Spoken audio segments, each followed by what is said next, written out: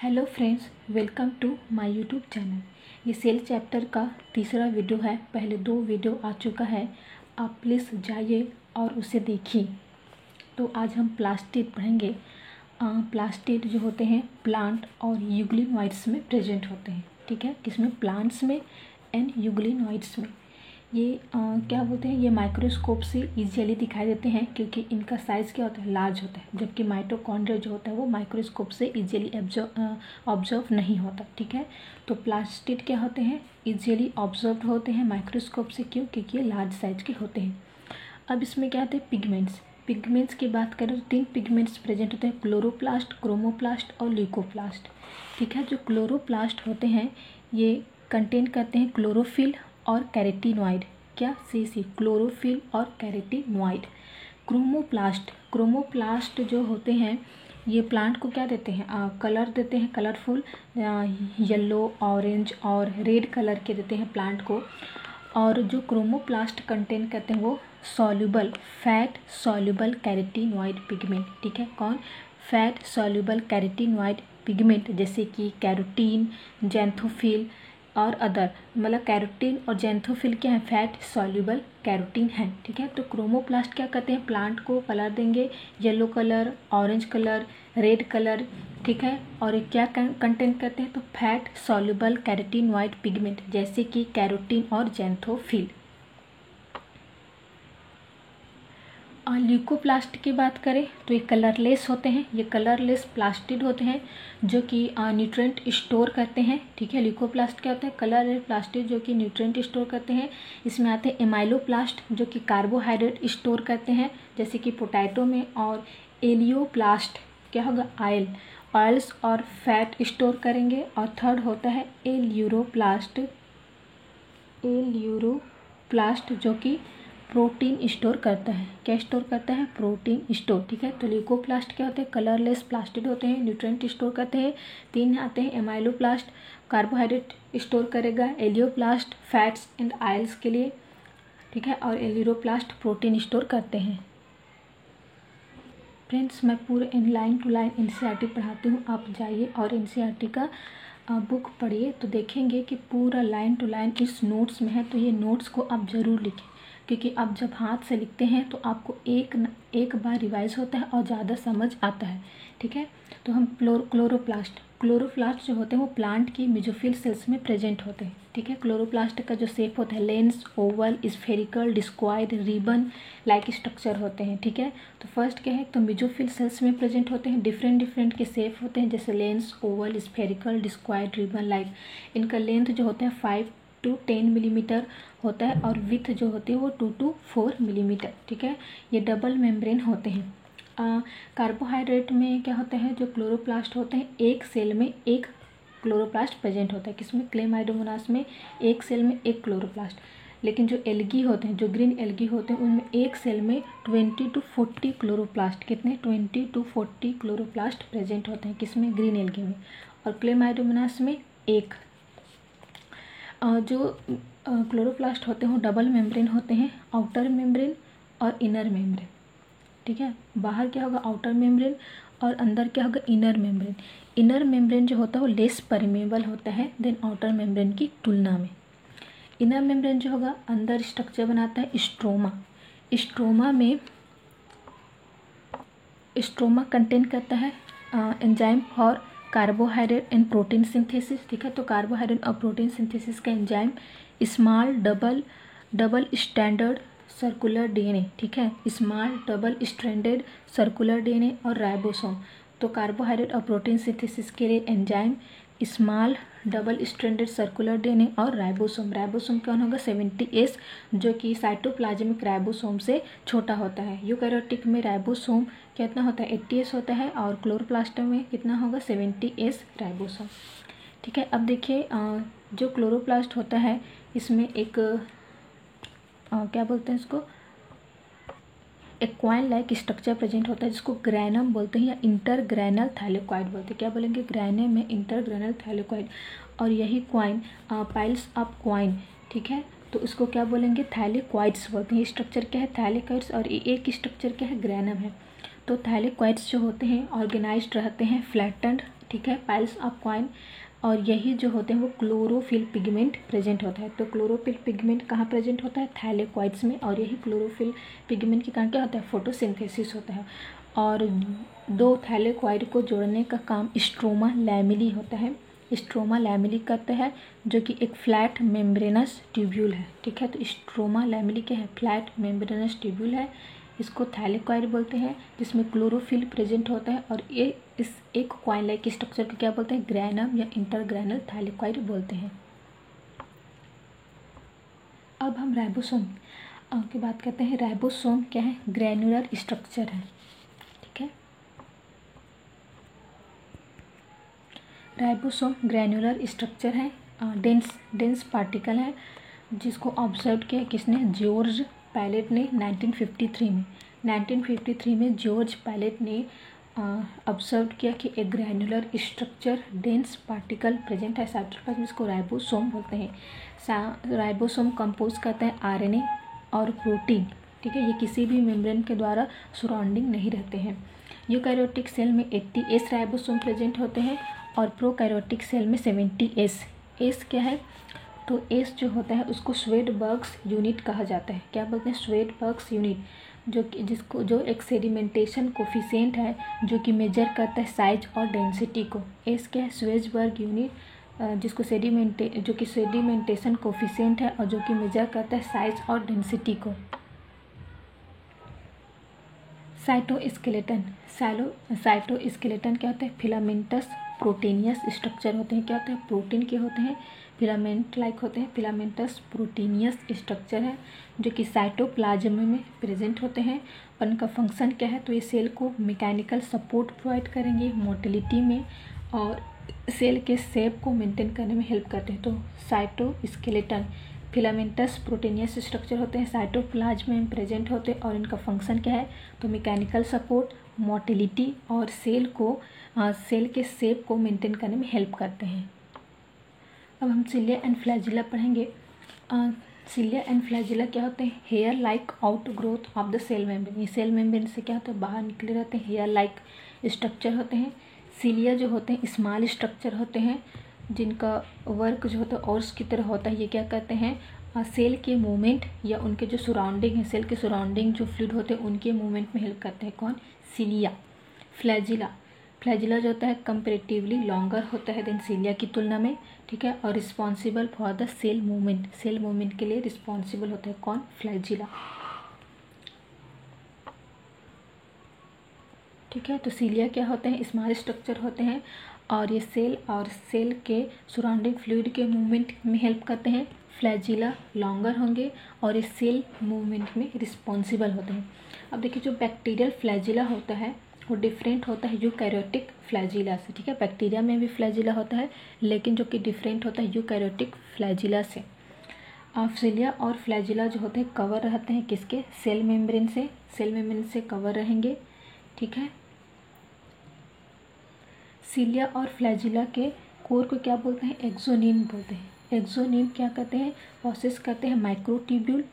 ठीक है, जो कि लॉन्ग एक्सिस के पैरेलल क्या करता है? रनिंग करता है। ठीक है, possess number of microtubule running parallel to long axis. ठीक है, एक्सोनिम क्या करते हैं? 9 पेयर ऑफ माइक्रोट्यूब्यूल प्रेजेंट होते हैं, जो कि रेडियली अरेंज्ड रहते हैं डबलेट्स में। किसमें? पेरीफेरल माइक्रोट्यूब्यूल में। एक पेयर जो होता है वो सेंट्रली प्रेजेंट होता है। ठीक है, इसलिए इसको क्या बोलते हैं? 9+2 अरेंजमेंट बोलते हैं, क्योंकि 9 जो होगा वो पेरीफेरी होगा। ठीक है, 9 पेयर क्या होंगे? पेरीफेरी होंगे, और एक पेयर क्या होता है? सेंट्रल में प्रेजेंट होता है। तो जो पेरीफेरी होता है उसको पेरीफेरल माइक्रोट्यूब्यूल बोलते हैं, जो कि डबलेट्स होते हैं, और एक पेयर होता है सेंट्रली, इसलिए इसको क्या बोलते हैं? 9+2 अरेंजमेंट प्रेजेंट होता है इसमें। डबलेट्स जो होते हैं वो इंटरकनेक्टेड रहते हैं लिंकर्स के द्वारा। ठीक है, ये जो डबलेट्स हैं ये किसके द्वारा कनेक्ट रहेंगे? लिंकर्स के द्वारा। दोनों सिलिया और फ्लैजिला जो होते हैं वो सेंट्रोल लाइक स्ट्रक्चर में मर्ज रहते हैं, जिसको बेसल बॉडी कहा जाता है।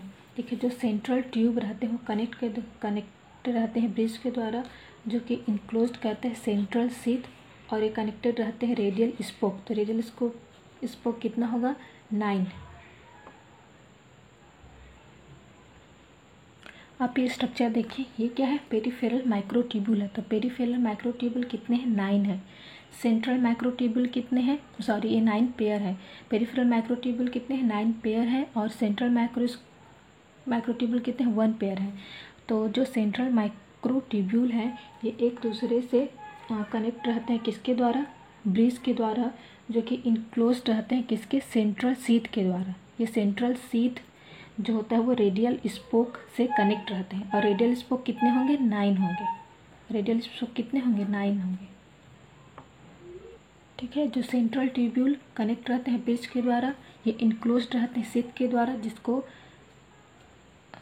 क्या बोलते हैं, सेंट्रल शीथ बोलते हैं। और जो पेरिफेरल माइक्रोट्यूब्यूल है वो सेंट्रल शीथ से कनेक्ट रहते हैं किसके द्वारा, रेडियल स्पोक। रेडियल स्पोक कितना होगा, तो 9 होगा। Centriole and centrosome. Centriole and centrosome.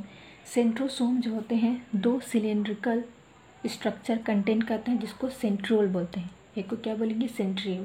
तो सेंट्रोसोम में कितने सेंट्रोल प्रेजेंट होते हैं, 2 सेंट्रोल प्रेजेंट होते हैं जो कि सिलेंड्रिकल स्ट्रक्चर होते हैं।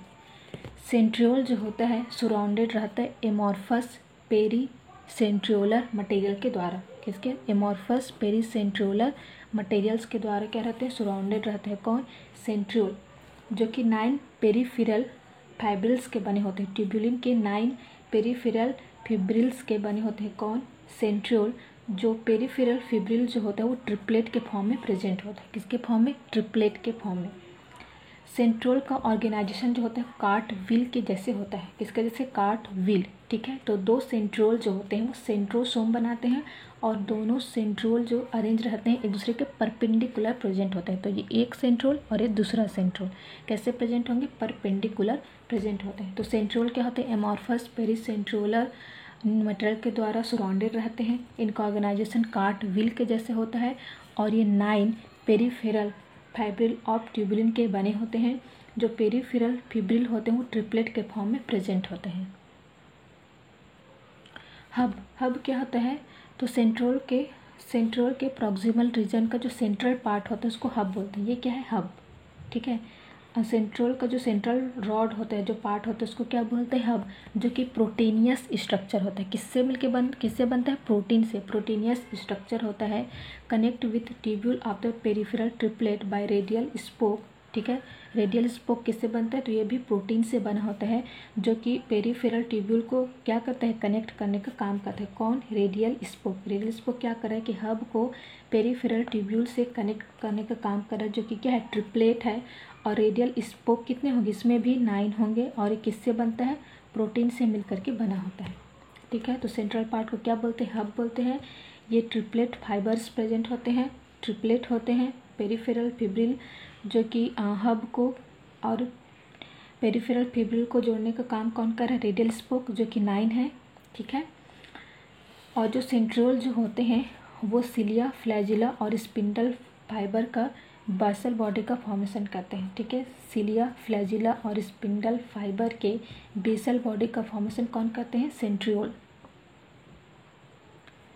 न्यूक्लियस की खोज रॉबर्ट ब्राउन ने की थी 1831 से पहले। कब, 1831 से पहले रॉबर्ट ब्राउन ने की थी।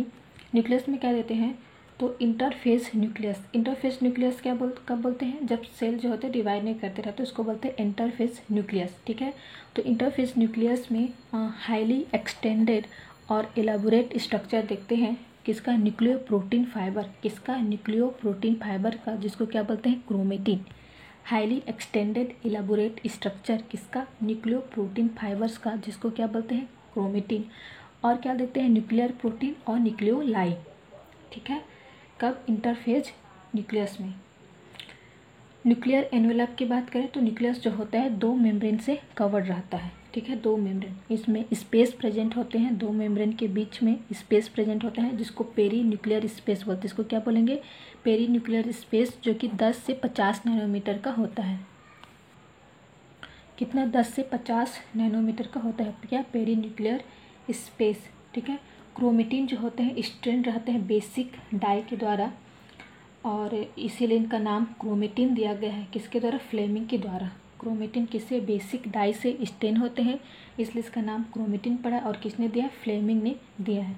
अब देखिए जो न्यूक्लियर इन्वेलप होता है वो इंटरप्टेड रहते हैं माइन्यूट पोर्स से, ठीक है, इंटरप्टेड रहते हैं किससे, माइन्यूट पोर्स। अब ये माइन्यूट पोर्स कैसे बनते हैं, तो जो इसके दो मेम्ब्रेन है, आउटर और इनर मेम्ब्रेन के फ्यूजन से ये माइन्यूट पोर का फॉर्मेशन करते हैं। इस माइन्यूट पोर से क्या करते हैं, तो ये क्या करते हैं, प्रोटीन और आरएनए के साइटोप्लाज्म से और साइटोप्लाज्म और जो न्यूक्लियोप्लाज्म उसके बीच में मूवमेंट करवाने का काम करेंगे, ये माइन्यूट पोर्स ही बनते हैं, क्या, प्रोटीन और आरएनए के मूवमेंट के लिए। और न्यूक्लियोप्लाज्म और न्यूक्लियर मैट्रिक्स, न्यूक्लियर मैट्रिक्स क्या होता है, तो न्यूक्लियस के अंदर जो मैट्रिक्स है उसी को बोलते हैं न्यूक्लियोप्लाज्म, जो कि कंटेन करता है न्यूक्लियोलाई और क्रोमेटिन। क्या कंटेन करते हैं, न्यूक्लियोलाई और क्रोमेटिन। न्यूक्लियोलाई जो होता है स्फेरिकल स्ट्रक्चर होता है। न्यूक्लियोलाई क्या होता है, स्फेरिकल स्ट्रक्चर होता है, ये किसी भी मेम्ब्रेन के अंदर बॉन्ड नहीं रहते हैं। और ये राइबोसोमल आरएनए सिंथेसिस का एक्टिव साइट है। किसका, राइबोसोमल आरएनए सिंथेसिस के लिए एक्टिव साइट कौन है, न्यूक्लियोलाई स्फेरिकल स्ट्रक्चर होता है, किसी भी मेम्ब्रेन से कवर नहीं रहते।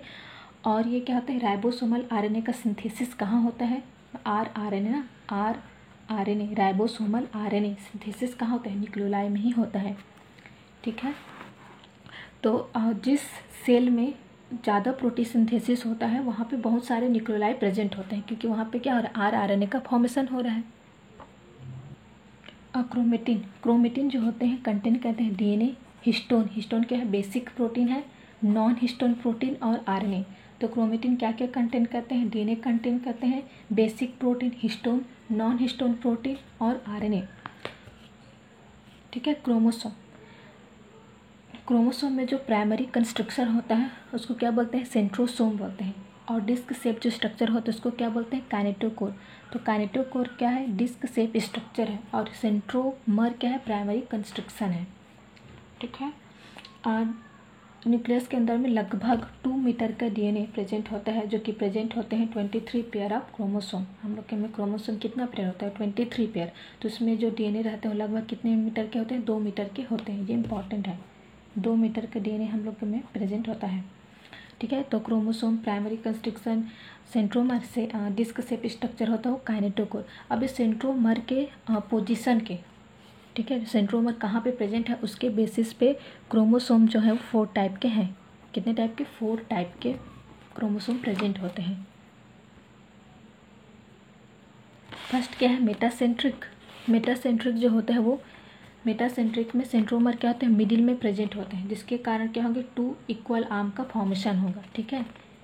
यहाँ पे प्रेजेंट होंगे जिसके कारण 2 इक्वल आर्म का फॉर्मेशन होगा मेटासेंट्रिक में, मिडिल सेंट्रोमर। एक्रोसेंट्रिक में क्या होते हैं, सेंट्रोमर जो होते हैं उसके एंड्स में प्रेजेंट होते हैं, जिसके कारण एक बहुत लंबा और एक बहुत छोटा आर्म बनता है। सब metacentric, centromere away from the middle, मतलब मिडिल से थोड़े से दूर पे प्रेजेंट होते हैं, इसके कारण एक शॉर्टर और एक लॉन्गर आर्म का फॉर्मेशन होता है, ठीक है। और टिलोसेंट्रिक में क्या होता है, सेंट्रोमर टर्मिनल में प्रेजेंट होते हैं। तो 4 टाइप के क्रोमोसोम, मेटासेंट्रिक, सब मेटासेंट्रिक, एक्रोसेंट्रिक और टिलोसेंट्रिक। मेटासेंट्रिक एम से क्या, मिडिल में प्रेजेंट होंगे, जिसके कारण 2 इक्वल आर्म बनेंगे। सब मेटासेंट्रिक में क्या होंगे, जो सेंट्रोमर होंगे वो थोड़े से मिडिल से दूर चले जाएंगे, जिसके कारण एक शॉर्टर एक लॉन्गर आर्म बनता है। एक्रोसेंट्रिक में क्या होगा, ए से याद रखना एंड, ठीक है। तो एक्रोसेंट्रिक में सेंट्रोमर कहाँ चला जाएगा, एंड पे चला जाएगा, जिसके कारण एक बहुत लंबा आर्म बनेगा और एकदम छोटा सा आर्म बनेगा। टी से याद रखना, टिलोसेंट्रिक, टी से टर्मिनल क्या होता है, सेंट्रोमर प्रेजेंट होते हैं। सेटेलाइट क्या होते हैं, स्मॉल फ्रेगमेंट्स प्रेजेंट होते हैं क्रोमोसोम में, जो कि नॉन स्टेनिंग, ठीक है, सेकेंडरी कंस्ट्रक्शन, मतलब एक स्टेन नहीं होते और इस सेकेंडरी कंस्ट्रक्शन होते हैं, कौन, सेटेलाइट। तो फ्रेंड आज हम सेल चैप्टर ख़त्म करते हैं। Please like and subscribe my video.